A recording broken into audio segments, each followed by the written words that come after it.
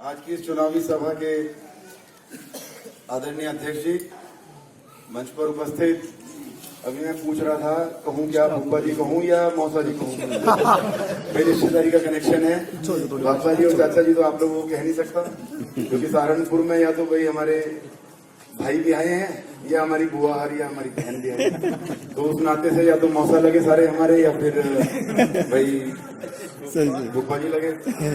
परम आदरणीय चौधरी वीरेंद्र सिंह जी मंच पर उपस्थित, पता नहीं इतनी डरी हुई बात क्यों कही हमारे, इन्हें तो मौसा जी कहूंगा खैर, इन्होंने इतनी डरी हुई बात क्यों कही कि भाई रादौर में तो कह सकते हैं और भाई वहां नहीं कह सकते, क्यों जी? कोई डर थोड़ा नहीं है। देखो बात सुनो, हम हैं हिंदुस्तान के नागरिक, किसी के बाप का लेके नहीं खाते, कहीं भी खड़े होकर अपने देश की बात हम रख सकते हैं। परम आदरणीय बड़े भाई पंजाब सिंह जी, सम्मानित मंच, सामने बैठे हुए मेरे सम्मानित बुजुर्ग, पिता तुल्य हमारे सभी, फिर वही बात आ गई मौसा जी, मेरे नौजवान भाई, प्यारे बच्चों, और जहां तक भी मेरी आवाज जा रही है, मेरी माताएं बहनें, देखिए विषय आप लोगों को भी पता है। सबसे पहले तो मैं अपने पूरे युवा, जितना भी हमारा युवा संगठन है, लेकिन एक लड़ाई भी करवा दी आप लोगों ने। अंकुर भाई शायद यहाँ है नहीं, है क्या अंकुर? वो नाराज हो रहा होगा, भाई हमसे प्रोग्राम मांग रहा था ये अंकुर के चक्कर में गड़बड़ होगी। ये अंकुर सेकंड है, अंकुर फर्स्ट है, तो वो अंकुर मुझे कई दिन से चिपट रहा था, भाई साहब प्रोग्राम दे दो।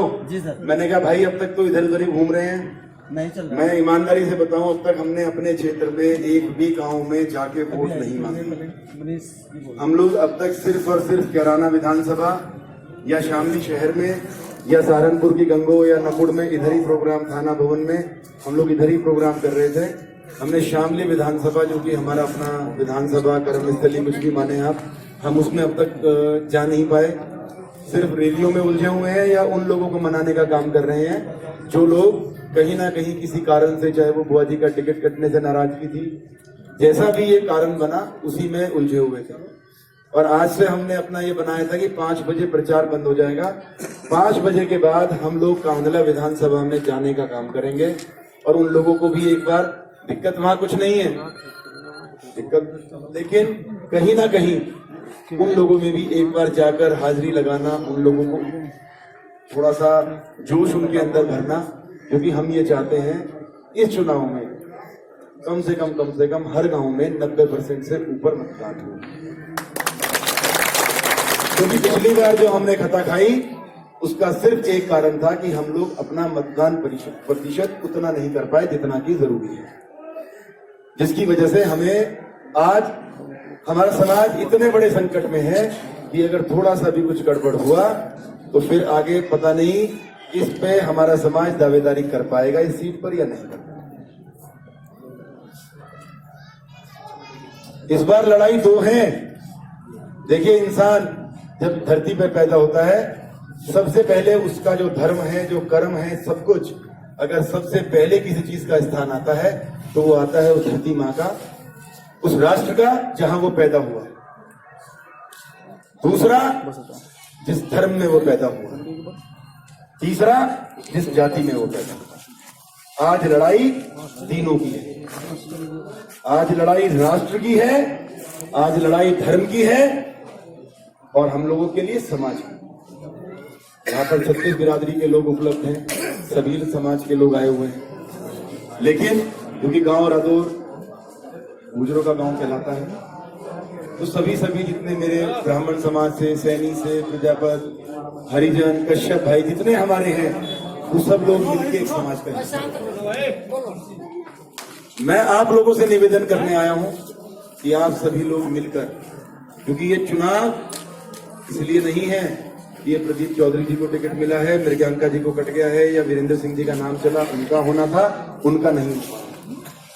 अपितु ये चुनाव देश का चुनाव है, राष्ट्र का चुनाव। इसमें सभी 36 बिरादरी मिलके, और मैं तो यहां तक भी कहूंगा जो मुस्लिम समाज के लोग भी जो मोदी जी को पसंद कर रहे हैं, और जो राष्ट्र के नाते, जो हिंदुस्तानी होने के नाते, मंच पर भी मैंने आज देखा तमाम हमारे मुस्लिम साथी हमारे साथ थे, वो लोग भी भारतीय जनता पार्टी को वोट देने का काम कर रहे हैं, क्योंकि उनके अंदर भी, क्योंकि अच्छे लोग बुरे लोग सभी धर्मों में हैं, सभी जाति में हैं, सभी मजहब में। मेरा आप लोगों से सिर्फ एक निवेदन है, देखिए हम लोगों ने आज तक भाजपा के विपरीत रह के 40 साल 50 साल, चाहे वो मेरे बाबा जी का इतिहास रहा हो, चाहे आप सबके नेता मेरे पिता श्री वीरेंद्र सिंह जी का इतिहास रहा हो, उन्होंने भी 40 साल भाजपा के विपरीत विचारधारा में रह के राजनीति करने का काम किया। मैंने खुद 10 साल मुझे सक्रिय राजनीति में हो गए, मैं भी भाजपा की विचारधारा से बिल्कुल सहमत नहीं हूं। लेकिन मैं आपको ईमानदारी से अगर बताऊं, जिस दिन पुलवामा अटैक हुआ, हमारे शामली के 2 हमारे भाई थे, नौजवान शहीद हुए। जिस दिन वो घटना घटित हुई, हमारे 45 जवान देश के शहीद हुए। जिस कायरता के साथ हमारे पड़ोसी देश ने उनके साथ वो कायरतापूर्ण एक घिनौना काम किया, और जिस तरीके से धोखे से उन्हें मारने का काम किया, कहीं ना कहीं अंदर तक चूक। हम लोग अपने आप को विधायक और सांसद बनाने के नाते हम लोग देश को कहां ले जा रहे हैं? हमारी सोच सिर्फ यहां तक सीमित हो गई है कि हम लोग विधायक बन जाएं या सांसद बन जाएं, और इसमें हम इतना ज्यादा आगे बढ़ गए, इतना अपने नजरों में गिर गए कि हम लोगों ने देश के लिए, राष्ट्र के लिए सोचना बंद कर दिया। उस दिन इस दिल से मैं अपनी बात बताऊं, जो भाजपा के बिल्कुल विपरीत थे, कभी मोदी जी अगर टीवी पे आते थे तो मैं देखना नहीं पसंद करता था। भाजपा का कोई प्रचार, कोई भी कार्यक्रम आ रहा होता था तो मैं उसको देखना पसंद नहीं करता था, हम लोग चैनल। लेकिन जिस दिन ये घटना हुई, पता नहीं दिल से एक बात निकली, मोदी जी आप बन जाइए दोबारा प्रधानमंत्री, लेकिन उन दुष्टों को, उन पापियों को सबक जरूर सिखाने का काम। और जो कुछ उन्होंने किया, उसके बाद शायद वो भावनाएं थी, क्योंकि मैंने पहले भी कहा, सबसे पहले देश हम लोगों ने तय किया, विधायक बने या ना बने, एमपी बने या ना बने, लेकिन कम से कम ऐसे आदमी को उस गद्दी पे बैठने का अधिकार है जो कम से कम हमारी सीमाओं की तो सुरक्षा कर सकता है। और मैंने जब आंदोलन किया, तमाम नेताओं पे हमने नजरें दौड़ाई, जितने भी विपक्ष के दाल चावल जो खिचड़ी बना रहे हैं सब इकट्ठा हुए, इनमें कोई चेहरा ऐसा नजर नहीं आया जो उस गद्दी पे बैठकर, जो उस कुर्सी पर बैठकर इस देश को संभाल सके या हमारे राष्ट्र का सर ऊंचा कर। आखिरकार हमने भी निर्णय लिया, माननीय योगी जी ने भी अपनी रैलियों में कहा, आप सभी ने, तमाम लोगों ने सुना भी होगा, यूट्यूब पे उनकी वीडियोस पड़ी कि हम लोगों ने टिकट जब डिक्लेयर हो गया उसके बाद हमने पार्टी ज्वाइन की, क्योंकि हमारी इच्छा ये कुछ नहीं थी। ठीक है, टिकट मिलेगा, कभी मौका मिलेगा, राजनीतिक पद जरूरी होता है, उसी के लिए हम लोग भी मेहनत करते हैं। लेकिन आज का जो चुनाव है, 2019 का जो चुनाव है, ये चुनाव ना कोई एमपी बन रहा है और ना कहीं किसी की गिनती होनी है। अगर गिनती होनी है तो सिर्फ और सिर्फ नरेंद्र मोदी जी की। मेरा तो आप लोगों से सिर्फ निवेदन है, भाई रिश्तेदार हो, देखो पंजाब भाई ने अभी कहा, जब टिकट कटा तो एक बात चली, भाई कलशान नाराज हो गए।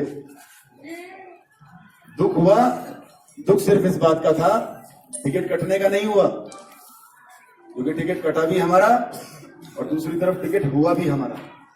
प्रदीप जी भी कोई बाहर के नहीं है, मास्टर गोलपाल जी बहुत सम्मानित प्रतिष्ठित व्यक्ति हमारे समाज के हैं। प्रदीप जी भी तीसरी बार विधायक हैं, समाज से हैं। हमने बहुत समझाया लोगों को, निराशा थी, लेकिन निराशा इस बात की थी जिस तरीके से टिकट काटा गया। भाई बुआ जी 2 साल से लगातार कार्य कर रही थी, हमारा भी नाम चला, हमें कहा भी गया, पार्टी की तरफ से, बीजेपी की तरफ से भी बात आई। लेकिन जिस दिन बुआ जी घर आई थी, उन्होंने आके कहा कि भाई साहब अगर मैं इस बार नहीं तो मैं कभी नहीं। खासतौर से कलशानों के लिए कहूं या अपने गुजर समाज के लिए कहूं, देखिए बाबूजी का नाम, बेशक हम लोग अलग अलग दलों से राजनीति करते रहे, हमारे समाज का एक प्रतिष्ठित नाम बना। आज उनके जाने के बाद मैं अपना बताऊं, जिला पंचायत में मेरे साथ जो कुछ भी हुआ, खूब आप लोगों ने भी विरोध भी किया था, लेकिन वो एक राजनीतिक लड़ाई थी, उन्हें जो हिसाब से ठीक लगा उन्होंने किया। लेकिन जब समाज की बात आएगी, कहीं ना कहीं हमारा एक जो धुरी होती है समाज की, वो कहीं ना कहीं कमजोर पड़ी। बाबूजी बैठे थे, आज वीरेंद्र सिंह जी हैं, अलग अलग दलों की राजनीति भी करते थे। कभी सपा की सरकार थी तो लोग बाग, आप सभी लोग, समाज के लोग हमारे पास आ जाते थे। हमारी सरकार नहीं होती थी, समाज को कम से कम बैठने के लिए हुकुम सिंह जी के ठिकाने पे वहां जाके आप लोग अपनी समस्या रखने का काम करते। कहीं ना कहीं समाज को एक किरण कहीं दिखाई देती थी कि हम वहां से अपना कार्य कर सकते। लेकिन आज आप सोच कर देखिए, तमाम पूरे उत्तर प्रदेश में गुर्जर इतना कमजोर समाज नहीं है, लेकिन आज हमारे पास एक भी ठिकाना ऐसा नहीं है जहां जाकर हम अपनी समस्याएं रख सकें, अपने दुख रो सके या अपने काम करा सके। हम लोग पिछलक्कू बनकर रहे हैं।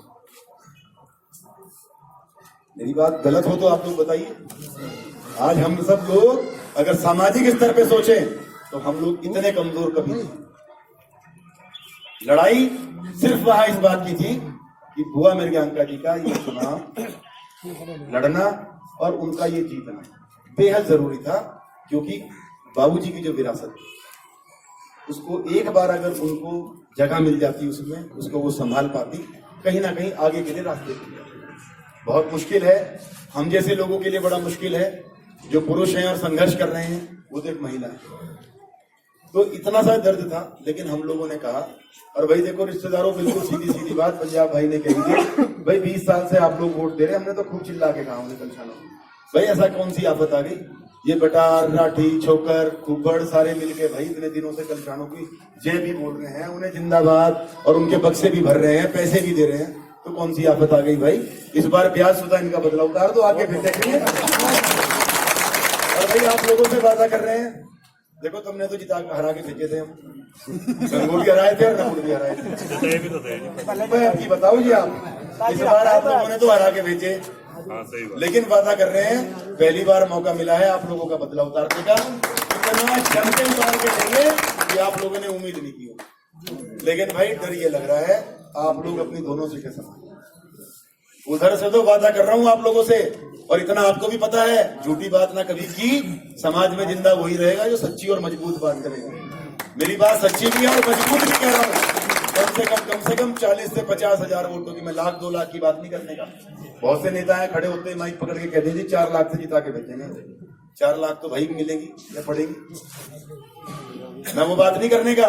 लेकिन अपनी तीनों विधानसभाओं में शामली जिले की बात करता हूं, गारंटेड लिख के दे रहा हूं, 40 से 50 हजार वोटों से आप जीत के आओ। गंगो और नकुड़ को तय करना है, आप लोगों को तय करना है कि आप लोग क्या करने जा रहे हैं। गिला शिकवा कोई भी हो खत्म कर दो। अभी हमारे मौसा जी ने कहा, बहुत मजबूत बात कही, भाई भूखे नहीं मर रहे हम लोग, 2 वक्त की रोटी हर इंसान खा रहा है। एक गरीब रिक्शा चलाने वाले से लेके और कितना ही बड़ा साहूकार हो, भर पेट खाना मिल रहा है सबको। आज जरूरत देश को है, देश के लिए सोचना है, देश के लिए ये चुनाव में वोट डालें। बहुत ही भाषण छोड़ दो, दिल की बात कर रहा हूं आप लोगों से। अपने समाज में, अपने जाति मजहब के लोगों में, अपने धर्म के लोगों में, अपने देशवासियों में, सिर्फ यहाँ आप लोगों के बीच में आके 2 ही बात करने आया था। मोदी जी को देखिए, इस देश को देखिए।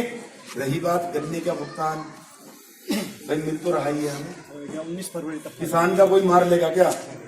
अजी हम लोग कह रहे हैं नहीं मिलेगा, भूखे मर जाएंगे क्या? हम भी चिल्लाए, हमने भी खूब नारे लगाए, 2 रोटी तो मिल रही है, बढ़िया सम्मान से मिल रही है। क्या करेंगे हम उस पैसे का जब हमारी बहू बेटियां सुरक्षित नहीं होंगी? क्या करेंगे हम उस धन दौलत का जब हमारा देश सुरक्षित नहीं होगा? तो भाई मेरा तो कहना आपको है, इज्जत अगर हमारा सम्मान है। आज एक बात पूछते हैं हम आपसे, कभी प्रधानमंत्री और भी जगह जाते, देखिए हम लोग विपक्ष में थे, हमारा काम था चिल्लाने का, हमने विरोध नहीं किया, बहुत जगह विरोध किया, लेकिन अंदर ही अंदर कहीं दिल में लगता था कि यार अमेरिका में हिंदुस्तान का नाम गूंज रहा है, अमेरिका में वंदे मातरम के नारे लग रहे हैं, हिंदुस्तान जिंदाबाद के नारे लग रहे हैं। इंग्लैंड में, जिस इंग्लैंड ने हमारे ऊपर कब्जा रखा, हमें लूट के खा गया, वहां के आज प्रधानमंत्री और राष्ट्रपति मोदी जी का सम्मान कर रहे हैं। वो ट्रे उठा के उनके पीछे घूम रहे हैं, कोई गिलास लिए और कोई, तो देखिए वो गर्व की बात है हमारे लिए। तो कुछ भी कहो, नरेंद्र मोदी जी ने हिंदुस्तान का कद बढ़ाने का काम किया है, और शायद यही बात है कि हम जैसे लोग, हम जैसी सोच के लोग भी आज तमाम दूसरे दलों को छोड़कर भारतीय जनता पार्टी का दामन थाम कर आज उनके लिए प्रचार करने का